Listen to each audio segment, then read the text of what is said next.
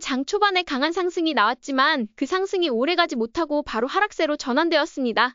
어제 단기 쇼커버가 강하게 나오면서 오늘도 다시 한번 쇼커버에 의한 상승이 있었지만 이 역시 오래가지 못하고 다시 내려앉았습니다. 저는 계속해서 지금은 가만히 있는 것이 가장 중요하다고 말씀드리고 있으며 현금을 보유한 채로 변동성이 큰 시장을 지켜보는 것이 필요하다는 관점을 공유드리고 있습니다. 원래 이렇게 극단적인 급락이 연속적으로 나오고 나면 횡보나 기술적 반등이 나오는 경우가 많은데 이제 시장은 극심한 변동성 속 횡보로 방향을 정한 듯 보입니다.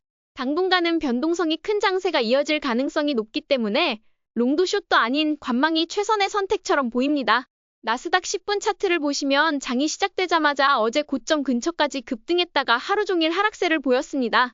이렇게 방향성이 명확하지 않을 때는 확실한 반등 신호가 나올 때까지 가만히 있는 것이 가장 좋습니다. 저는 언제나 주식이라는 파티에 가장 먼저 들어가고 싶지 않습니다. 오히려 파티에 가장 먼저 도착하면 아무도 없는 공간에서 재미도 없고 무의미할 수 있습니다. 반면 파티가 막 시작되어 분위기가 무르익기 시작할 때 들어가면 진짜 파티를 즐길 수 있죠. 주식도 마찬가지입니다. 시장이 본격적으로 움직이기 전까지 기다리는 전략이 중요합니다. S&P 500 지수는 3일 연속으로 엄청난 변동성을 보여주고 있습니다. 그렇기 때문에 지금은 아무것도 하지 않는 게 더 나아 보입니다. 특히 50일 이동평균선과 200일 이동평균선이 데드크로스를 이루기 직전이며 데드크로스가 발생하면 알고리즘 매도세가 유입될 가능성이 큽니다. 실제로 3월 26일에 200일선이 붕괴되며 매도 신호가 이미 나왔기 때문에 시장은 항상 급락 직전에 마지막 기회를 준다는 점을 이번에도 확인하셨으면 합니다.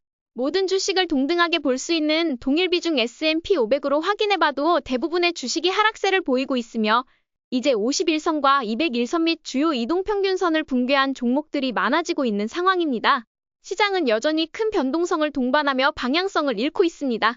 우리는 언제나 시장이 가격을 다시 책정할 때까지 기다렸다가 파티가 본격화되었을 때 진입하는 전략을 택하는 것이 좋아 보입니다. 나스닥 지수는 전 고점 대비 마이너스 24.44% 하락한 상태입니다. 이렇게 빠르게 하락할 줄은 몰랐지만 3월 3일 200일 이동평균선이 붕괴되었을 때 이미 역사적인 신호를 준 셈이었습니다. 역시나 시장은 하락장에 진입하기 전에 기회를 주기 때문에 지금쯤은 현금을 보유하고 안정적으로 지켜보고 계실 수 있었을 것이라고 생각합니다. 지금처럼 변동성이 극심한 구간에서는 역시 관망이 최선입니다. 소형주 역시 상황이 좋지 않습니다. 전 고점 대비 30% 가까이 하락이 눈앞에 있으며 실적이 좋지 않음에도 불구하고 기대감만으로 올라갔던 종목에 대해선 절대 물타기를 하지 마시기 바랍니다. 오늘은 11개 섹터 모두가 하락한 하루였습니다. 금은 이미 지난주 금요일부터 매도 신호를 보였고 유틸리티 섹터까지 급락하는 상황에서 피할 수 있는 곳은 없습니다. 오직 현금만이 유일한 피난처이며 반등이 확인된 뒤 천천히 현금을 투입하는 것이 현명해 보입니다. 방산 ETF인 SHLD는 오늘 가장 강한 상승을 보였습니다. 2월부터 강한 모멘텀을 이어오며 큰 상승을 했지만 최근에는 변동성이 커지며 외도세가 나오고 있는 중입니다. 이미 50일 이동평균선을 한 차례 붕괴했기 때문에 당분간은 지켜보는 게 좋습니다. 공포 탐욕 지수는 3거래일 연속으로 사를 기록하고 있습니다. 실물 경제가 아직 무너지지 않았기 때문에 너무 과한 공포라는 시각도 있지만 관세 정책이 본격 실행되면 경기 침체는 피할 수 없을 것입니다. 하지만 아직 기회가 있을 때 정책의 반전 등 조치가 있는다면 아직 되돌릴 수 있는 기회는 있다고 생각합니다. 10년물 국채금리는 다시 상승 중입니다. 지난주 잠깐 하락했던 것은 단기적 현상이었고 다시 지지선 위로 올라선 모습입니다. 관세가 실제로 실행되면 인플레이션이 극심해질 것이고 그렇게 되면 연준이 금리를 내리기 어려워져 악순환이 반복될 수 있습니다. 따라서 채권 역시 추세 추종보다는 관망이 더 나은 선택처럼 보입니다. 오늘 TLT는 주요 지지선을 깨면서 매도했습니다. 저는 원칙을 지켰고 당분간 이 추세가 이어질 가능성이 높아 보이므로 TLT는 다시 추세가 형성될 때까지 관망할 예정입니다. 채권은 배당 목적 외에는 보유하기 어렵고 지금은 특히나 추세 추종을 자제하는 게 바람직합니다. 금도 21일 이동평균선의 저항을 맞고 하락하면서 다시 한번 단기 하락 신호를 주었습니다. 11선과 21일선의 데드크로스가 임박한 상황이고 이는 세 번째 매도 시그널로 해석됩니다. 단기간에 너무 많이 올랐기 때문에 지금은 조정이 필요한 구간입니다. 금광 역시 50일 이동평균선이 붕괴되었기 때문에 당분간은 관망이 적절해 보이며 금광 리더들이 특히 주요 이동평균선을 붕괴한 상태에서 리더십이 없는데 섹터가 올라가기는 쉽지 않아 보입니다. 비트코인은 오늘도 200일 이동평균선을 깨고 마감했습니다. 많은 분들이 저가 매수 구간이라 생각하실 수 있지만 이런 구간에서는 확률적으로 하락 방향이 이어질 가능성이 높기 때문에 관망이 적절해 보입니다. 2025년 4월 8일 기준 시장은 여전히 하락 추세이며 초단기 또는 초장기 관점을 제외하면 현금 비중을 최대한 확보하는 것이 바람직해 보입니다. 개별 종목도 뚜렷한 추세를 만들기 어려운 환경이고 방어주조차 추세를 유지하기 쉽지 않은 상황입니다. 지금은 공부를 할 시간이지 하루 종일 차트를 보며 매매할 시기가 아닙니다. 시장이 무너지고 나서 다시 반등하려면 많은 시간이 필요하고 정책적 전환 같은 뚜렷한 계기가 있어야 하는데 현재는 그런 신호가 보이지 않습니다. 따라서 예측보다 대응에 집중하는 전략이 중요합니다. 연금 계좌를 제외하고는 그 어떤 투자 행위도 자제하는 것이 좋습니다. 하지만 10년, 20년씩 가져가는 연금 계좌에서 S&P 500을 보유하시는 분들은 지속적으로 적립식 투자를 진행하는 게 가장 좋은 전략입니다. 빅테크 중에서는 오늘 브로드컴과 넷플릭스만 상승 마감했으며 테슬라와 애플 등 관세 영향을 받을 종목들은 큰 하락을 보였습니다. 팔란티어는 오늘 21선을 돌파할 기미를 보였지만 결국 실패했고 여전히 지지선을 형성 중입니다. 넷플릭스는 큰 변동성을 겪었지만 상승 마감했으며 4월 22일 실적 발표에서 어떤 포워드 가이던스를 제시할지 주목해야 합니다. 하지만 시장의 방향성이 하락을 가리키고 있다면 관세와 상관없다고 여겨지는 넷플릭스도 여기에서 안전할 수 없기 때문에 여전히 관망이 적절해 보입니다. 테슬라는 전저점을 재차 테스트하며 하락 추세 안에 있습니다. 지금은 가만히 있는 것이 가장 현명한 선택으로 보입니다. 현재 엔비디아는 주식 사이클상 4단계 하락기에 접어들어 있고 이런 구간에서는 물타기를 지속하는 것은 리스크가 큽니다.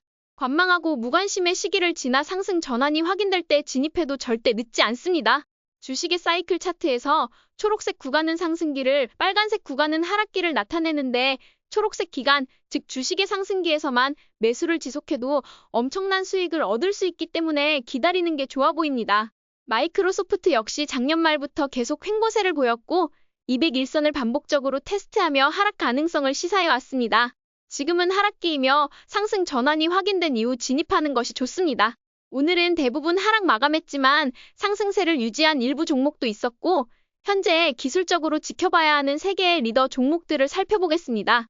마이크로스트래티지는 201선을 붕괴하며 알고리즘 매도세 유입 가능성이 커졌고 다시 하락 추세로 진입한 상황입니다. 이런 상황에서는 숏포지션이 대량 들어올 수 있기 때문에 주의가 필요합니다. 템퍼스 AI는 드디어 지난주 200거래일 이상 시장에서 거래되면서 200일 이동평균선이 형성되었지만 바로 붕괴를 했고 현재 모든 이동평균선이 데드크로스를 향하고 있어 관망이 필요합니다. 하지만 모든 주식이 떨어지는 것은 아닙니다. CEO 사망과 퇴사 등 악재로 하락했던 유나이티드 헬스 그룹은 오늘 5.41% 상승 마감하며 반등의 모습을 보였습니다. 어제도 51선과 11선을 지지한 만큼 헬스케어 섹터는 관세 영향이 적고 반등 가능성이 있어 보입니다. 하지만 실적이 무지막지하게 좋은 시장의 리더 주식은 아니기 때문에 단기 트레이딩으로 적합해 보입니다. 2주 전 1분기 S&P 500에서 가장 수익률이 높았던 종목 중 하나로 소개드렸던 CVS 역시 오늘 돌파를 시도했으며 현재까지도 강한 수익률을 보여주고 있습니다. 오늘의 결론은 어제 말씀드린 대로 횡보하거나 기술적 반등 가능성이 있는 시점이었고 실제로 시장은 횡보를 선택한 것으로 보입니다. 하지만 엄청난 변동성 속에서 횡보보다는 오히려 하락하는 느낌마저 듭니다. 지금처럼 엄청난 변동성이 지속되는 장에서는 가만히 있는 것이 돈을 버는 길입니다.